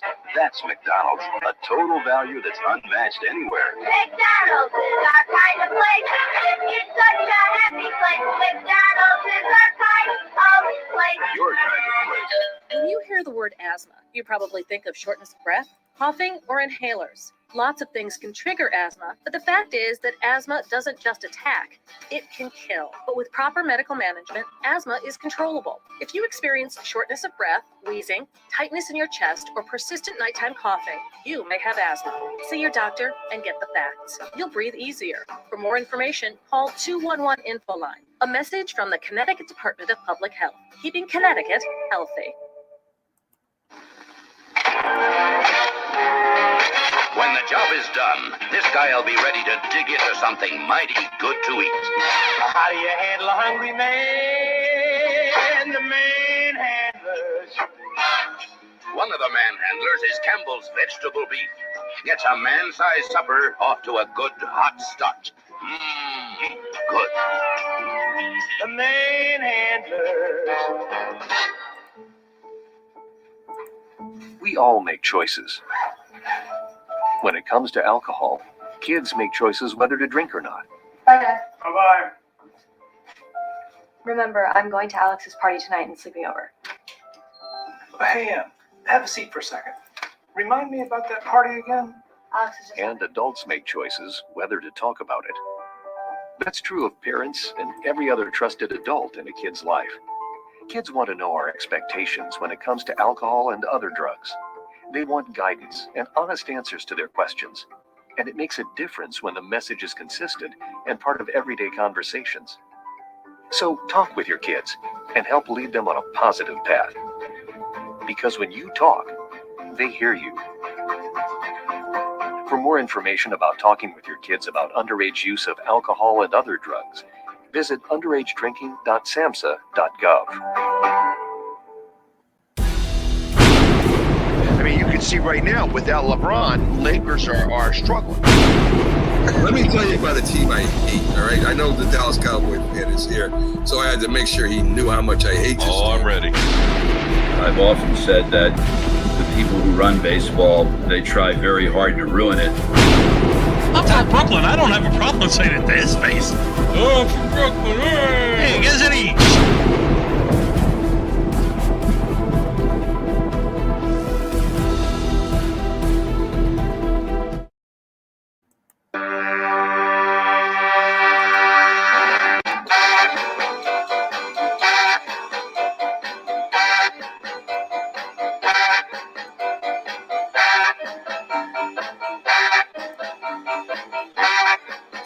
Good morning, everyone. Welcome back to the Mac and Jack Sports Show. We're on live Thursday through Sunday, 8 to 10 a.m. I'm Mac, your host.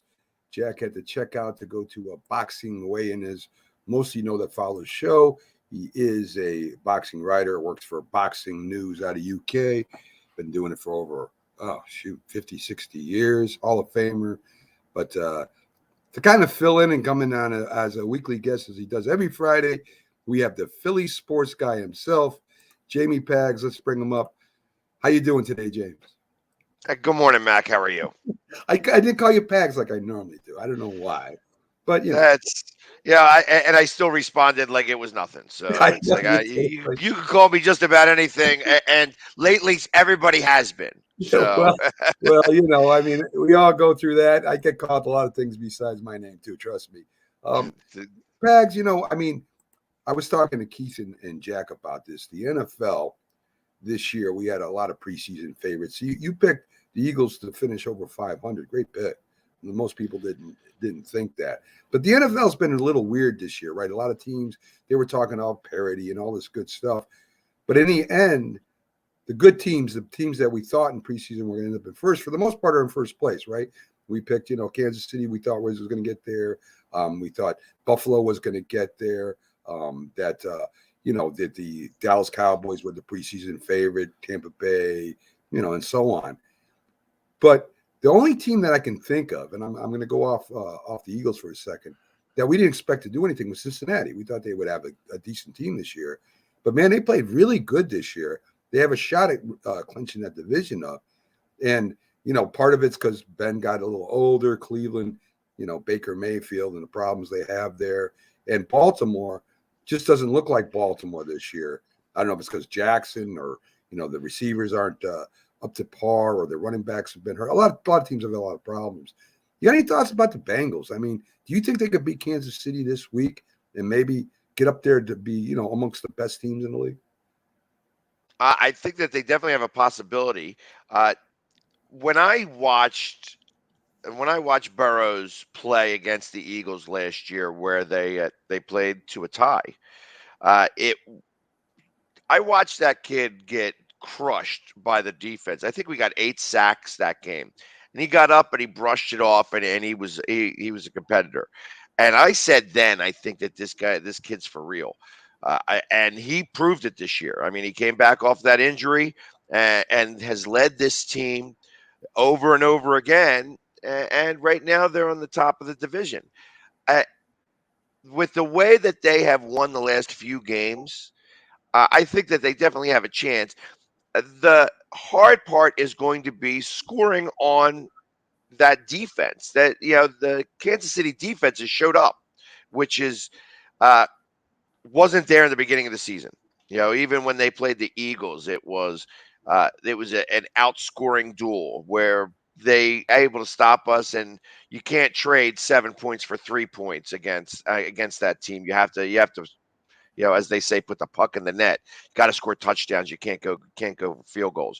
The Bengals actually have a better defense now too.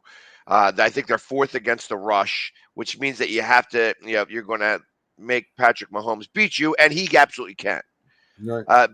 The spread being only 5 points, that tells me that even Vegas thinks that the Bengals have a shot here. Do they win the game? I don't know. I think even keeping it close gives them enough to be able to go on and it's possible that they could be seeing each other again in the playoffs in the second round. Yeah, it's their offense definitely has a lot of weapons, and their defense is playing better than it has in the past. As you said, Kansas City, 2 years ago when they won the Super Bowl, their defense came together at the end because they went through a losing streak that back then too, where I think they lost 3 or 4 games in a row, and the defense finally turned it around. It looks like they have again. We'll find out as the playoffs go along. So let's get into the NFC real quick. Beside the Eagles, the Bucks. I mean, the Bucks and the Packers, and the Rams. I think because Arizona's, they're going to have to pull it together if they're going to do anything, and they haven't been able to do it in the last 4 games. But they're going to really have to pull it together if they if they have a shot here. But you would think the Rams, the Cowboys, the Green Bay Packers, and the Bucks, they all got high-powered offenses. It's a defense that I think is going to win the game. And out of those 4 teams, and we'll get the Eagles after this, what team do you think's got the better defense, Pat? I'd have to say the Packers out of the top 4. I think that they're probably the most complete team. Then, as much as I hate to say it, I think that the Cowboys are really second on that list. I don't trust the Rams. I think that Stafford isn't as great an answer as as they thought he was going to be, and I know that their defense is coming on a little bit stronger now, but I don't trust them yet. Like I still think that they are on the outside looking in, even though they may be a division winner. The Cardinals are falling apart. At the worst time it seems. At the Cowboys are doing okay. I guess they're having a little bit of a hard time with their offense, even though they scored 56 points against a tired Washington football team. My expectation is that they still need to work out some of the kinks. It's going to be an interesting playoffs, especially now that this is the super wild card where we have 7 playoff teams in there instead of 6. That only the number 1 seed gets the bye. I like that whole idea. I like the fact that there's only 1 team that gets that week off. And it's going to be interesting. I have a feeling that it's possible that we could see a wild card team host a home game in the second round of the playoffs. It's very possible, Pat. Very possible. So let's get to your Eagles. I mean, they played well, especially the second half against the Giants. They put it out of reach quick. Not a big accomplishment by any means, really, because the Giants really don't have a good team this year. But they come up against the Skins. I call them the Redskins still. I'm old school. You can hate me if you want. But that Washington team looks kind of deflated right now. So I don't – unless the coach can motivate the Washington team to really give you a great effort, you guys should put away Washington this week. I say the same thing. However, the line being only 3 points is telling something, and I'm not sure what it's telling. The fact that could Vegas be so far off? Could they just because it's a divisional game? I know that right now, that there has been some outside stresses that have stressed the locker room in Washington. Besides the fact that they're fighting with each other. With the finger in the face and the punches thrown on the defense. I think that was frustration boiling over. I don't think that had anything more to do than that, and I think that that's probably over and done with. However, you had the one guy's brother was tragically shot and killed, and another guy on that team is got into that car accident, and it was an unfortunate situation for his family and such. So, and not to go into too much detail, but I think that those types of situations are starting to going to creep in some. So the fact that this is only 3 points, still, taking into consideration maybe the rain.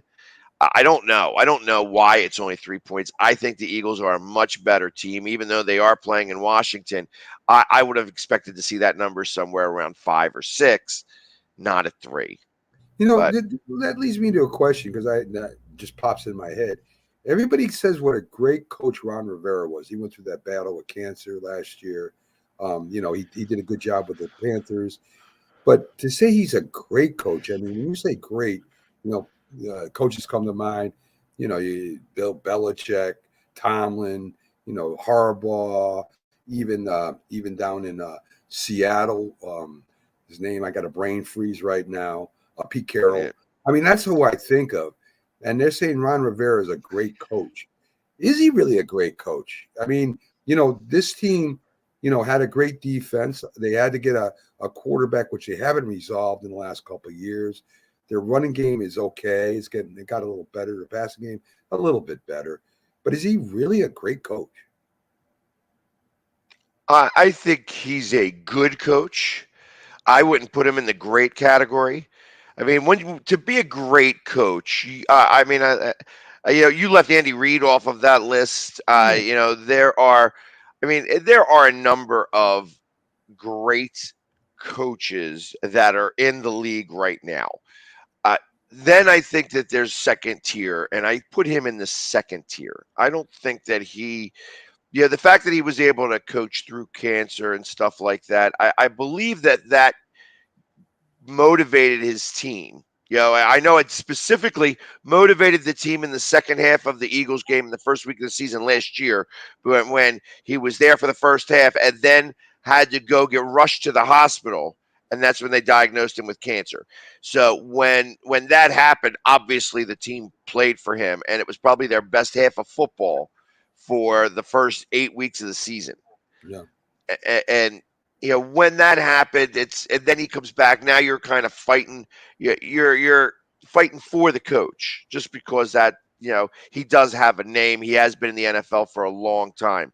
That all being said, I mean, he's only been to one Super Bowl. He's been to the playoff he's been to the playoffs 5 or 6 times. He hasn't been there. He's not perennial.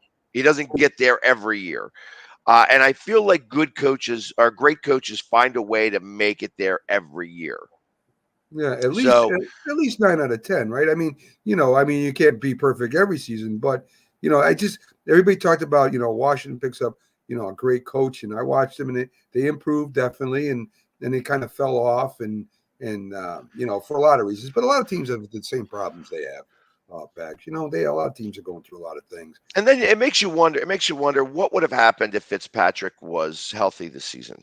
Yeah. I said at the beginning of the season that I didn't think that the Washington football team was going to get anywhere until they put Heineke at quarterback. And then, of course, he had to start the season, and he's been here all season long, and they haven't really gone anywhere. Yeah. So it makes me wonder, would Fitzpatrick have been a better option? It's funny because they have a Super Bowl winning quarterback who's the third string in Chicago, who still got it because obviously he just beat Seattle, a game winning drive and beat Seattle. Not that Seattle's the Seattle of a couple years ago, but even still, I mean, there's a lot of quarterbacks out there that I think are going to be changing teams this year. So he's going to have his options available to him. And I don't know that Nick Foles would be the answer. Gardner Minshew, I think he's going to be really unhappy staying here. I know that there's been some rumblings and grumblings after the Jets game that he wanted to try to remain the starter, and Nick Sirianni just shot him down completely. And I think that really killed his confidence. So I think that he's going to be looking to move again. So I think that this year you're going to see a tremendous amount of quarterbacks switching teams and such. There's and I wouldn't. Couple big ones too, Bag. You might see Aaron Rodgers might leave Green Bay still, and Russell Wilson might leave Seattle. There's a couple big ones out there that might leave. I'm so tired of hearing about Aaron Rodgers. I think that is all just. I think he needs the drama around him. I think that he competes better with the drama around him. So that's why he's like, I'm considering retirement. I want to leave. I think he's going to retire in Green Bay, and that's just going to be that. We'll find out, because from what I heard from the sources I've heard from, he still has his mind made up that he's leaving. And I think that's crazy, but we'll see what happens. I mean, but those are two huge names. Not counting all the ones you're talking about, which are some big names also. So right after you get with Washington, you got Dallas. We'll see if Dallas keeps their foot on the gas or not at the end of the year. They haven't done it in the past sometimes. Ray Jones has rested their players. If it stays the same, if everything stays copacetic here, if every team enters the playoffs like it is right now, you guys would play Dallas in the first round. If all the standings stay the same, all the places stay the same, you'd have to beat Dallas twice. I don't know if you could do that. You might have a shot at them the last game in the playoffs. If you lose last game, you might have a shot at them in the playoffs. I'm not sure. I think you could split with them. I think you could possibly split with the Dallas Cowboys. I think Dallas Cowboys defense has gotten a lot better under Brady Quinn than last year. That's for sure. So you say you win this week.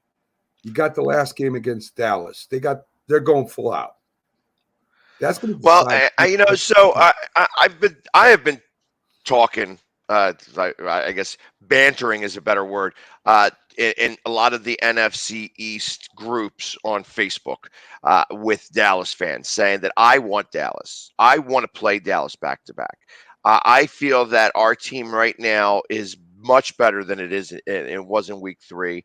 I think that Dallas isn't as strong as they were in week 3. And I think that it would make a really good matchup. I think that our team now, our two teams now, and I don't think the last week's going to mean anything. To be honest, interestingly enough, we could clinch the playoff spot, but I feel like that the one team that's going to stop us from doing that is going to be the 49ers losing. I actually have that as an upset of the week. I think Houston, as a 12.5-point dog, is going to go into San Francisco and actually beat them. They've been playing great. Well, and the new quarterback, I think, is really going to be the big telltale there. So them losing would actually hold back the Eagles from clinching. Even if Minnesota loses and the Saints lose, it would still not clinch because of the possibility of a 3-way tie. If a 3-way tie was to happen between Minnesota, San Francisco, and the Eagles would be that team out. So that's why it would, that last game against Dallas would mean something. I don't think Minnesota beats Green Bay this week at all. And it's, if San Francisco does beat Houston and Minnesota loses, the Eagles winning would solve the problem. Again, the fact that it's a 3-point spread makes me a little nervous. What does Vegas know that I don't? But the Eagles only favor by 3 over the Giants at 3.5. I thought that line was wackadoo too. You know what I mean? Yeah. So I think a lot of that has to do with fans that bet. The Giant fans bet a lot on the Giants, which is ridiculous. And I think Washington fans will bet a lot on Washington, which I think is ridiculous too. You got to look at the game. I was almost dead on with that score last week. I said 37-13. Who would have thought that at the end of the first half that I'd have gotten anywhere close to that? Yeah. So, but it's funny. There was a Giants fan behind me who had bet the under, and it was 3-3 at halftime. And when they scored that touchdown 2 minutes into the second half, I turned around and said, "You should sell that bet right now." He didn't sell the bet, and he lost. Yeah. So he should have listened to me because the over-under was 45, I think it was, and we wound up, crushing that by scoring 34 points. Yeah. That being said, it's going to be raining, and it's going to be blustery. It's on Sunday. It's going from like 64 degrees to 29 degrees here. Wow. So it's going to be a tremendous drop over that time, and I got to imagine they're not going to be celebrating New Year's like everybody else is going to be celebrating New Year's. I can't imagine that they're going to be hungover or anything like that. It's going to be an interesting game. I think that the Eagles will win it. I think that they're, it's possible that they would clinch the Wild, that 7 seed, and then they're going to rest all of their people for that last game of the season. So will Dallas. Dallas will still win, and then it will remain the 2-7, the number 2 seed versus the 7 seed, and we're going to have to go into Dallas. And I kind of relish that situation. I want to see how that happens. I'd love, for anything else. Obviously, Dallas is the one team that we would know the most about. I think that we would have the best chance of winning in the playoffs against. Hey, listen, they're a better team on paper. I would rather go up against them because that's going to be our measuring stick. Well, sure. So Yeah, that leads me to my next question, Pags. If the Eagles finish 9-8, right? If they finish with all and they don't win a game in the playoffs, they finish 9-8, and say for some reason, I'm not sure that you're saying correctly because you got the Rams, the Cardinals. One of those are going to be a playoff team. You know, you've got San Francisco will probably be a playoff team. We'll see.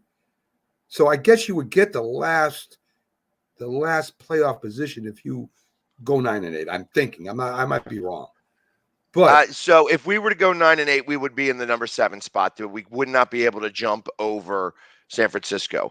There is a possibility where we could wind up with the number 6 seed. And I guess if Arizona keeps losing and they wind up 10-7, I mean, I guess it's possible that we could wind up in the number 5 seed. But I think that that's really far fetched. I don't expect that to happen at all. I think that's if you guys make the playoffs but lose. And suppose for some, just say the scenario is not this. Say this is a scenario. The Eagles go 9-8, didn't make the playoffs. Is that a good season for the Eagles? Yes. Okay. The Eagles because everybody thought that we would be around 6 wins. So we've already beaten that by 3 wins. I think that the quarterback has shown a tremendous amount of improvement. That Nick Sirianni has also shown a tremendous amount of growth. And that alone makes it a successful season. If we were to make it to the playoffs and lose, I think that that's even better. And the only reason why I think getting to the playoffs is important here because you just get to see the speed turned up some. You get to see the difference, and it gives you that experience level. A lot of these players on this team right now that, there's only a couple of people left over from the Super Bowl season. There's maybe 4 or 5 of them left. Everybody else is new and has not been to the playoffs in a couple of years. So that's something that I feel is important to just give them that experience. And it don't matter whether they lose or not. Just making it to the playoffs definitely beat all the projections because, I mean, even some people had this team going 3-14. Yeah. So, hey, listen, I've been busting you guys' chops about the fact that you guys played the Twilight Zone on me when I said 9-8. And here it is. We're going to be 9-8. So it's well possible. We could be 8-9, but I'm still a lot closer than you guys thought it would be by saying that it would be 9-8. And I thought that our schedule was going to play a part of that, and it did. So I want to beat Dallas. I want to play Dallas just because I want to see. I like those NFC East battles. And even though I expect that if we were to get there in Dallas, it would be like a 3-1 chance that we would win. You know what I mean? Right. I don't expect that we would win that game, especially because I've seen what it's like when Dallas is a hostile environment. I've also seen it when it's really easy to go play in Dallas. And the last time we were there, that Monday Night Football at the beginning of the season, it was a very hostile environment, and it was something much different than I'm used to seeing in Dallas. I'd expect that it would be similar to that, but I think the Eagles would be a lot more prepared going forward. I don't expect that you'd see the coach wearing the, beat Dallas T-shirts or any of that. I don't think he's going to be going to try to be a Philly guy. I think he's going to stick with what works. He planted the flowers. It's starting to bloom now, and that's really what has been working, and you just stick with it. I think that the key here to Philadelphia this year and next year is how well Jalen Hurts plays. If he keeps turning the ball over, which he does do when he throws the ball sometimes, or if he fumbles the ball like he does sometimes, there's going to be a question mark for you guys with him going forward. I think he brings a lot of advantage to you with the way he can run with the ball, and he can throw on the run too. I mean, that does bring us advantages, but to be a true leader, a true great quarterback with the Eagles, he's going to have to get a little bit smarter upstairs as far as when to throw it, when not to throw it. His father was a coach, so the kid is not dumb. I know that when it comes to football, but he's just got to learn to protect the ball better, maybe pre-read defenses better. These are things that's going to – he's still a rookie to me. I don't care. If he's well, and that's correct. I think that this offseason, I mean, first off, I believe that he's earned his opportunity to start again next year.